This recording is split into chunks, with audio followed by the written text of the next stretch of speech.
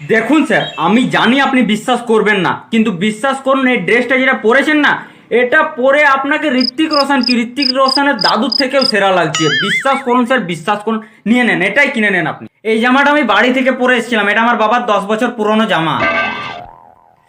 ও হো স্যার, বলতে ভুলে যাচ্ছি, একটু মিস্টেক হয়ে যাচ্ছে। এটা আপনার বাবা এখান থেকেই কিনেছিলেন, বিশ্বাস করুন স্যার। আপনার একটু না, অনেক বেশি মিস্টেক হয়ে যাচ্ছে। আমার বাবা এই জামাটা কেনেননি। আপনার বাবাও কেনেনি? তাহলে কোথা থেকে পেয়েছিলেন, কুড়িয়ে?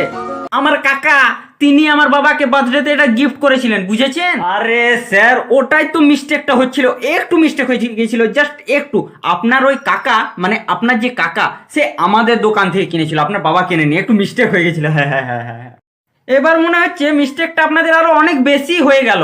আমার কাকা এটা থাইল্যান্ড থেকে এনে দিয়েছিলেন আমার বাবাকে, জানেন? আরে